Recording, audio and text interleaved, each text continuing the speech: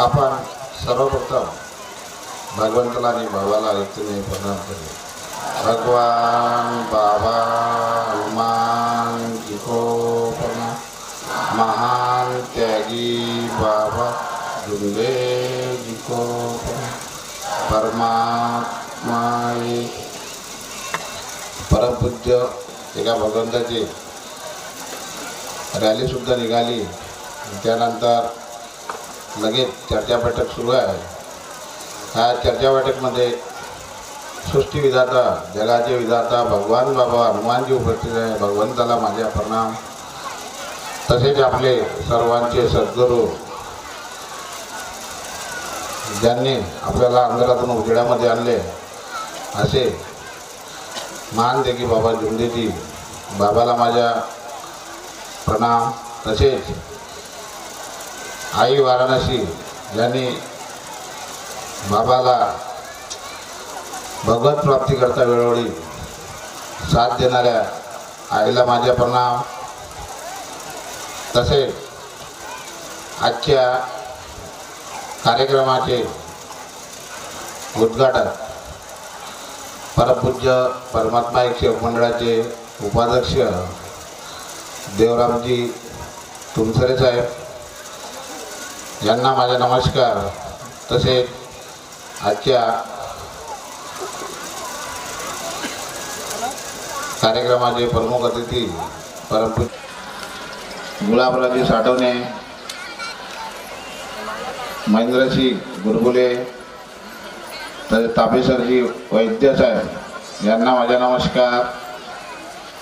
तसेच परमपूज्य परमात्मा एक सेवक मंडळाचे माजी पदाधिकारी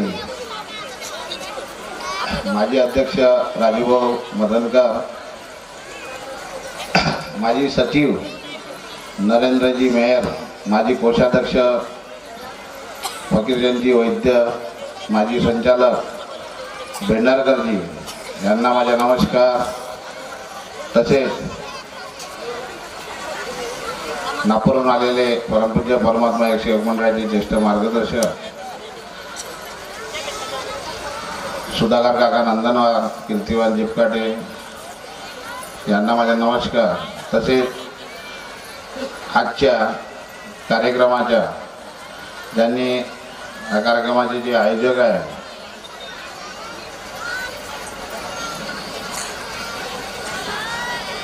तेजरामजी दिवटे, तसेच सूत्रसंचालन करणारे निखारेजी डोंगळेजी यांना माझा नमस्कार. तसेच मंचावर बसलेले सर्व परिसरातून आलेले मार्गदर्शक, सर्व सेवक, सर्व सेवकींताई सर्वांना माझा नमस्कार. तसेच बालगोपाळ सर्वांना माझा नमस्कार.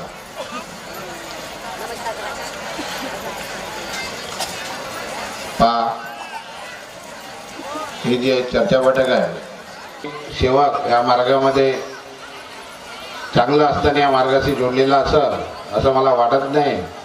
पण 95% सेवक आपण सर्वांकडे आपापली भीती आहे. माझ्याकडे माझा अनुभव आहे, सर्व सेवकाकडे आपापला अनुभव आहे, सर्व सेवकींताई यांच्याकडे सुद्धा आपापला अनुभव आहे. आणि आपण ज्यावेळी त्या मार्गामध्ये आलो तो आपला पहिला दिवस, त्या पहिल्या दिवसाला आपण आखरी श्वासापर्यंत कधी जीवनामध्ये विसरू नये. कारण की आपण ज्या दिवशी या मार्गात आलो तो आपला पहिला दिवस काय होता आणि आज आपण आज काय आहे. आणि बाबांनी या मार्गामध्ये आल्यानंतर आपल्याला आपले दुःख दूर झाले, व्यसन बंद झाले, गरजती उचावली, अंधश्रद्धेमधून आपण बाहेर निघालो. आणि जी आमची लायकी नव्हती, आमच्या व्यसनामुळे आमची परिस्थिती खालावलेली होती, बाबांनी मान सन्मान आम्हाला दिलेला आहे. ही परमात्मा परमेश्वरी शक्ती आहे, ही जागृत शक्ती आहे. आणि या जागृत शक्तीला बाबांनी आराखडी दिलेली आहे, तत्वशब्द नियम दिले आहे. सत्य मर्यादा प्रेमाने चालण्याकरता त्याच्या आपण बाराखडी जे दिली आहे त्या पद्धतीने आपण कार्य केले तर आपण बाबाचे शब्द आहे, मेरा सेवक जो तत्व शब्द नियम से चलेगा वो दुखी और गरीब रहेगा नहीं, और रहेगा वो अपने कर्मों से रहेगा। आम्हाला आमचे कर्म शोधायचे, आम्हाला आम्ही बाबांनी जे शिकवण दिली आहे त्या शिकवणीप्रमाणे आम्ही वागतो काय। आज आम्ही बाबाच्या आशीर्वादाने आणि तुमच्या सर्व सेवकाच्या सहकार्याने आम्ही पदाधिकारी झालो, मी अध्यक्ष झालो। पण मी कोणताही अध्यक्ष झाला तर पण मी मार्गदर्शक नव्हतो, मी एक बाबाचा सेवक होतो आणि बाबांना मला मंडळ सांभाळण्याकरता अध्यक्षपद दिलं। तुम्ही मला सर्व तो पहिला दिवस काय होता त्या दिवसाला मी जीवनामध्ये विसरणार नाही।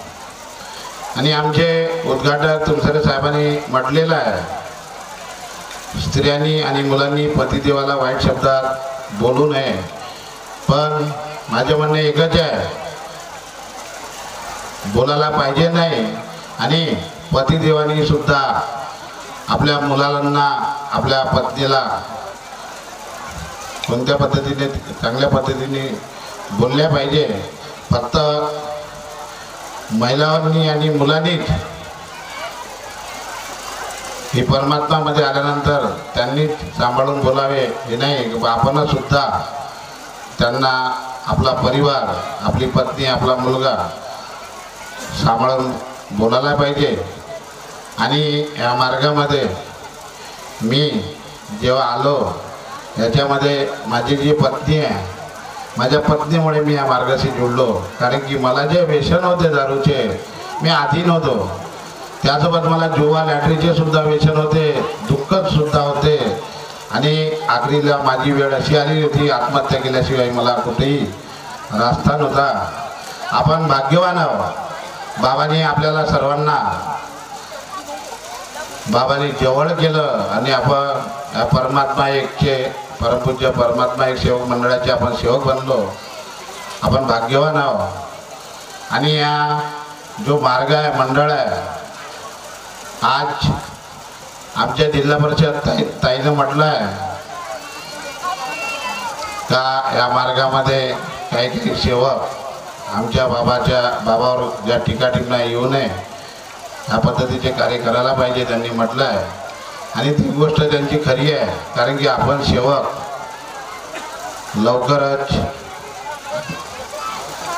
आपले जे विचार आहे ते बदलवतो आणि आमची जे बोलभाषा आहे त्याच्यामध्ये आमचा फरक पडते आणि त्यानंतर आमच्यावर अनेक वाले टीका टिप्पण्या करत असतो। ज्यावेळेस आपण या मार्गामध्ये आलो, आपण पहिला दिवस आपण जेव्हा मार्गदर्शकाकडे जे जातो, बाबाचे शब्द आहे का या मार्गामध्ये ज्यालाही यायचे असेल तर सर्व जुन्या विचाराचे विसर्जन करणं पडते। आणि जे काही आपल्या घरी जे आपल्या मनामध्ये जे काही अंधश्रद्धा भरलेली राहते त्याचे सुद्धा आपल्याला विसर्जन करून या मार्गामध्ये जाणं पडते। पण आपण फक्त आपल्या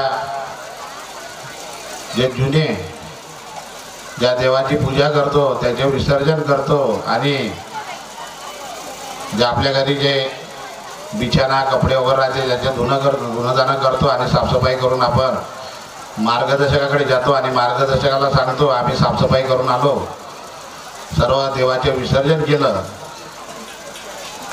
माझे म्हणणे एकच आहे का जे आपल्या आत्म्यामध्ये जे शंका कुशंका जो गढूळपणा जो भरलेला आहे त्याच्या परिपूर्ण आपण विसर्जन करत नाही आणि या मार्गामध्ये जुळतो। आणि जेव्हा मार्गदर्शकाकडे जातो आणि जेव्हा शब्द घेतो, मार्गदर्शकाने शब्द दिल्यानंतर बाबा शक्तीला आदेश करते आणि आपण कार्याला सुरुवात करतो आणि आपल्याला पहिल्या दिवसपासूनच ही परमात्मा परमेश्वरी शक्ती काय आहे त्याचा चमत्कार आपल्या सर्व सेवकाजवळ सर्व सेवकींताईजवळ हा त्याचा अनुभव या मार्गाचा आणि आपण कार्य करतो. बाबा दयाळू आहे, शक्तीला आदेश करते, आपलं सगळं चांगलं होते. आपण कार्य करत राहतो, दुःख दूर होते, व्यसन बंद होते, ग्रस्ती उचावते आणि त्यानंतर आपण त्याग करतो, नवं होते आणि त्यानंतर आपण सेवक इतके हुशार आहोत का हळूहळू आमचे विचार बदलत जाते आणि आम्ही दुसऱ्याकडेच बोट दाखवत राहतो. आम्ही स्वतःकडे बोट दाखवत नाही, दुसऱ्याकडे बोट दाखवत असतो आणि आपसामध्ये शेवगामध्ये मतभेद तयार करतो. त्यानंतर आमच्या परिसरामध्ये, आमच्या गावामध्ये आमच्यावर परमात्मा एकवर टीका टिप्पण्या होत असते. त्याकरता आपण आपल्या गावामध्ये, आपल्या परिसरामध्ये एकता कशी राहील त्या त्याच्याकडे आपण सर्वप्रथम लक्ष ठेवायला पाहिजे. आणि मी या मार्गामध्ये आलो, माझा परिवार किती आहे, सर्वप्रथम आपण आपल्या परिवाराकडे लक्ष ठेवायला पाहिजे, स्वतःकडे बोट दाखवायला पाहिजे. माझा परिवार बरोबर आहे का, माझी पत्नी बरोबर आहे का, माझी मुलगी बरोबर आहे का, माझा मुलगा बरोबर आहे का, त्यांच्याकडे आपण सर्वप्रथम लक्ष ठेवायला पाहिजे. त्यानंतर आमच्या परिसरामध्ये, आमच्या गावामध्ये एकता कशी राहील त्यांच्याकडे सुद्धा लक्ष ठेवायला पाहिजे. आज गावोगावी दोन चर्चा बैठक सुरू आहे. मला तर वाटते कुठे कुठे तीन चर्चा बैठक सुरू आहे. सर्व मंडळाचे सेवक, मंडळाचे मार्गदर्शक कोणत्या गावाला मी एका गावाला ऐकलं का 3 बैठकी मंडळाच्या सेवक आणि 3 चर्चा बैठक सुरू आहे. मी म्हटलं आम्हाला बाबांनी खूप चांगलं शिकवण दिली. आज याच्या आधी आम्ही मार्गामध्ये येण्याआधी तेव्हा आपण पाहत होतो गावामध्ये ग्रामपंचायतचे विलक्षण येत होतं, आमदार खासदाराचे विलक्षण येत होतं. आणि जेव्हा काँग्रेस आणि BJP येत होती तेव्हा आम्ही गावातल्या गावात मतभेद विरोध करत होतो आणि 2 गुट तयार करून आमदार खासदार एका ताटावर जेवण करत होते. पण आमच्या गाव 5 वर्ष असा राहत होता, एकामेकाच्या विरोधी राहत होतो. याच्यापेक्षा जास्त आम्ही परमात्मा एक जास्त विरोधी दिसत आहोत. माझे म्हणणे एकच आहे का जे मार्गदर्शक जे बनलेले आहे एकामेका मार्गदर्शकाचा विरोध करते आणि या मार्गदर्शकाच्या विरोधामुळे आपल्या सेवकामध्ये मतभेद तयार होते. आमचे मार्गदर्शक अगर सर्व एकतेने राहिले तर आपले सेवकामध्ये एकता राहील. आज जे तहसील आहे, तहसील वाईज सुद्धा मार्गदर्शक एकामेकाचा विरोध करत असते आणि मार्गदर्शक स्वतः म्हणतात त्याच्या कार्यक्रमात जायचे नाही, त्याच्या कार्यक्रमात जायचे नाही. या पद्धतीने काही सेवक बाहेर जाऊन कार्य घेते मार्गदर्शक नसल्यावर. त्यानंतर तिथं मार्गदर्शक दिले जाते आणि त्यानंतर तो मार्गदर्शक त्या मार्गदर्शकाचा विरोध करते. मला तर वाटत नाही आपल्याला मंडळामधून मार्गदर्शकाला अगर काही मंथली काही मानधन मिळालं असतं अधिक अलग गोष्ट राहिली असती, पण ते सुद्धा नाही. माझी एकच विनंती आहे मार्गदर्शकांना, सर्वप्रथम आपण मार्गदर्शकामध्ये एकतेचे कार्य करायला पाहिजे आणि त्यानंतर ज्याही गावामध्ये 2 चर्चा बैठक होत असत त्या गावामध्ये जाऊन एकच चर्चा बैठक व्हायला पाहिजे. अशी एक मोहीम मार्गदर्शकांनी राबवल्या पाहिजे. कारण की आपण परमपूज्य परमात्मा एक सेवक मंडळाचे सेवक आहो, बाबाचे सेवक आहो आणि कोण्याही अनेकवाल्याच्या आपल्यावर टीका टिप्पण्या आल्या नाही पाहिजे. त्या पद्धतीने कार्य व्हायला पाहिजे. आज आम्ही पदाधिकारी आहोत, मार्गदर्शक पदाधिकारी आहे, सेवक आहे. मी मागच्या वेळेस आमदारच्या विलक्षणमध्ये पाहिलं, आमच्या भंडारा जिल्ह्यामध्ये पवनी तालुका आहे, भंडारा तालुका आहे. आज आमच्या भंडारा याच्यामध्ये आमच्या मार्गदर्शकाच्या आमदारांनी असा चटका लावून ठेवलेला आहे. सर्वप्रथम इलेक्शन आला का त्यांना पहिले लिफाफे पोहोचून जाते.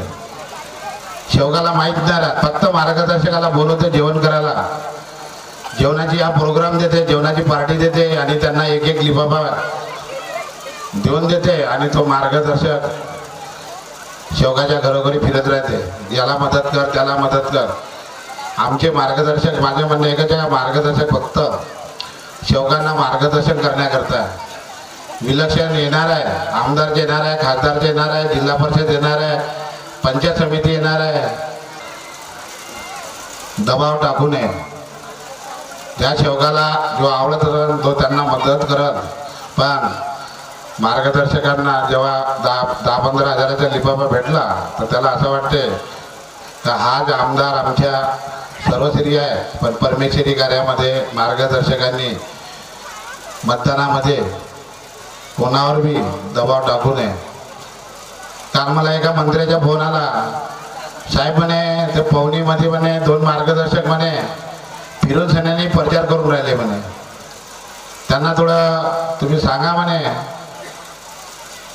आणि मी त्यांना म्हटलं ठीक आहे साहेब, म्हटलं मी त्यांच्यासोबत बोलतो, पण मार्गदर्शकांनी इथपर्यंत चर्चा यायला नाही पाहिजे. त्यांनी ज्यांना मदत करायची आहे त्यांनी करावं, पण आणि ज्यांनी आपल्या मंडळासाठी, आपल्या मंडळाच्या हिताचे ज्यांनी कार्य केले सर, ज्यांनी आपल्या मंडळासाठी आश्रमसाठी काही कार्य केले सर, अशा व्यक्तीला मदत करा. पण 5-10 हजार रुपये घेऊन मार्गदर्शकांनी विकू नये आणि शेवगावर दबाव टाकून सगळ्यांनी त्यांनी गुमराह करू नये. कारण की आपण परमेश्वरी शक्ती बाबाचे शेवगाव ह्या पद्धतीचे कार्य करायला पाहिजे. आणि जे काही गावामध्ये मतभेद झालेले आहेत, 2-2 चर्चा बैठक झालेल्या आहेत, त्या मार्गदर्शकांनी सुद्धा त्या गावोगावी एक मोहीम राबवून एकता कशी होईल त्यांच्याकडे त्यांनी लक्ष करा. मंडळाला सुद्धा त्यांनी कळवायला पाहिजे. त्या एकता करण्याकरता त्या मारोडीमध्ये 2 बैठक होत होत्या, ते माझ्याकडे आले. मी त्यांना म्हटलं सर्वप्रथम तुम्ही एक बैठक करा. तर बैठक बाकीचे सगळे एक झाले म्हणे आणि फक्त 4-5 जणच विरोध करत आहे म्हणे.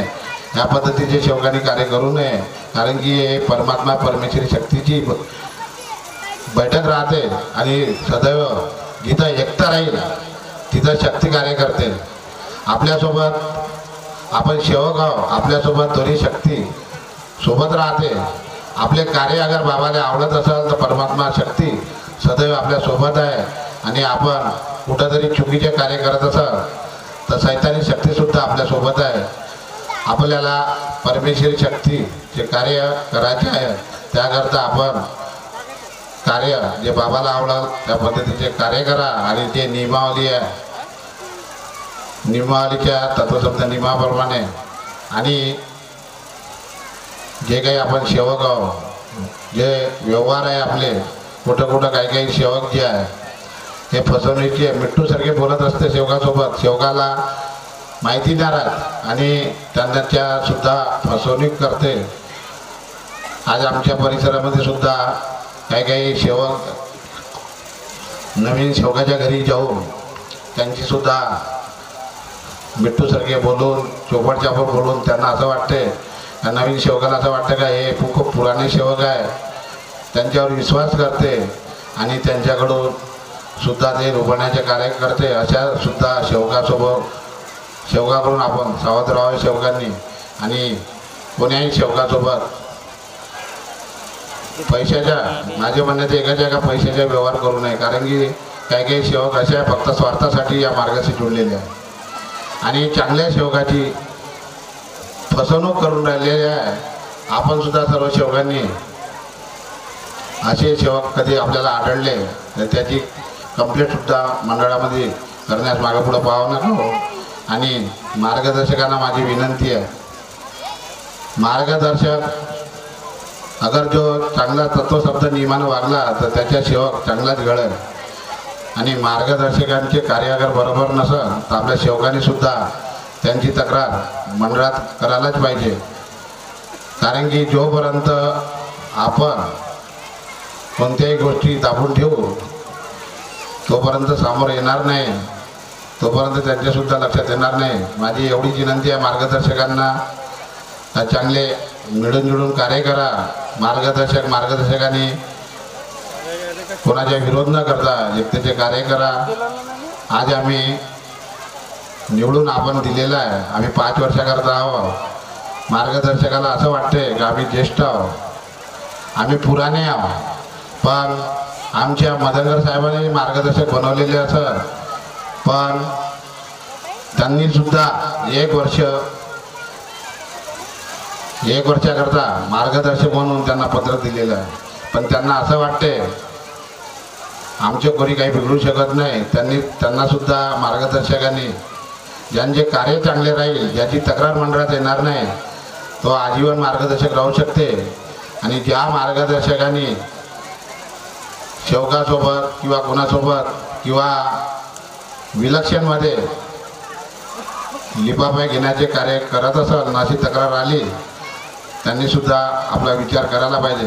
कारण की 800 सेवक, मला वाटते 800 मार्गदर्शक मंडळाचे आपल्या परिसरामध्ये आहे, सर्व परिसरामध्ये. त्यामध्ये आमचे मदनकर साहेब म्हणत होते काही मार्गदर्शक. आज मी अध्यक्ष बनलो, आज मला वाटते ते काही मार्गदर्शक जे म्हणत होते त्यांचे सुद्धा बरोबर होतं. कारण की आज 800 मार्गदर्शक आहे. 800 मार्गदर्शकामध्ये 50-100 मार्गदर्शक या पद्धतीचे कार्य करत असं, तर सर्व मार्गदर्शकावरती गारपीट येते. कारण की आम्ही जेव्हा माईकवर बोलतो तर मार्गदर्शक म्हणून बोलतो, आणि जे सत्तेचे कार्य करते त्यांच्या मनाला थोडंसं हे लागते. जे उलटी सीधे कार्य करत असतात, जे 50-100 मार्गदर्शक, त्यांनी सुद्धा आता तरी वेळ आहे सुधारण्याचे, चांगले कार्य करा. आणि परमेश्वरी शक्ती आहे, ही जागृत शक्ती आहे. आपलं जीवन परिपूर्ण म्हणजे आज मला ह्या मार्गामध्ये जेव्हा आलो, मी 30 वर्षाची वय होती.